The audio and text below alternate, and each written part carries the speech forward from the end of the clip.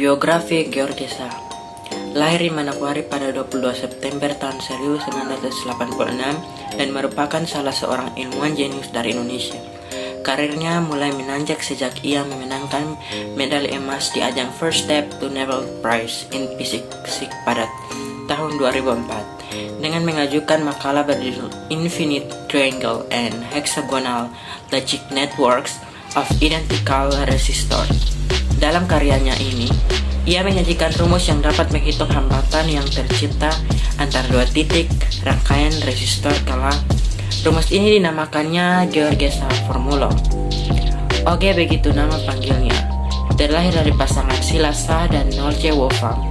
Ayahnya sempat bekerja sebagai kepala dinas kehutanan Teni Mambuhan, Sorong. Sementara ibunya adalah seorang ibu rumah tangga. Oge terlahir sebagai anak di tengah 5 bersaudara dan sudah biasa hidup sederhana. Ia bahkan sering tidak masuk sekolah saat jenjang SD dan SMP. Ketika ia sekolah, ia juga kerap tidak mendapatkan jajan karena kondisi ekonomi yang keluarganya yang kurang. Untungnya, hal ini tidak menghambatnya dalam meraih prestasi, terutama di dalam bidang fisika. Kecerdasannya dalam bidang ini semakin bersinar saat ia menggondol medali emas pada ajang Olimpiade Kimia tingkat daerah. Berkat beasiswa yang diraihnya, ia pun memutuskan berangkat ke Jakarta.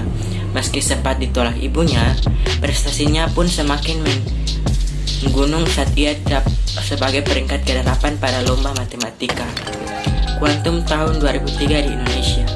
Hal ini semakin mendorongnya untuk menjadi seorang ilmuwan di Jakarta. Ia pun dibimbing oleh Profesor Yohanes Surya, sang bapak fisika Indonesia. Berkat bimbingannya, ia berhasil mencapai tahap awal dari impiannya menjadi seorang ilmuwan. Meski sempat ditawari bebas kuliah dimanapun di Indonesia tanpa biaya, Oge akhirnya memilih kuliah di jurusan Aerospace Engineering di Florida Institute of Technology. Di sana belajar banyak tentang ilmu roket, mulai dari struktur pesawat, daya angkat, laju, aerodinamika, efisiensi berat, dan segala hal yang terkait dengan pesawat. Ternyata, hal ini dilakoninya sebagai terinspirasi dari B.J. Habibie.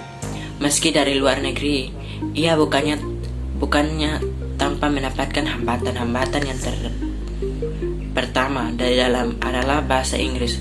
Untuk mengatasinya, ia pertama menghabiskan dengan belajar bahasa Inggris dari pagi sampai sore. Kini sebagai perjuangannya, ia bekerja di salah satu perusahaan internasional yang bergerak di sektor minyak bumi dan gas.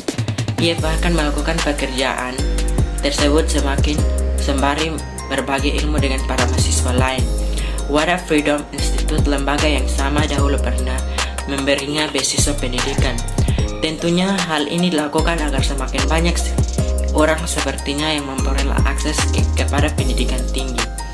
Dan dengan demikian dapat berubah hajat hidup orang banyak. Sekian dari saya, terima kasih.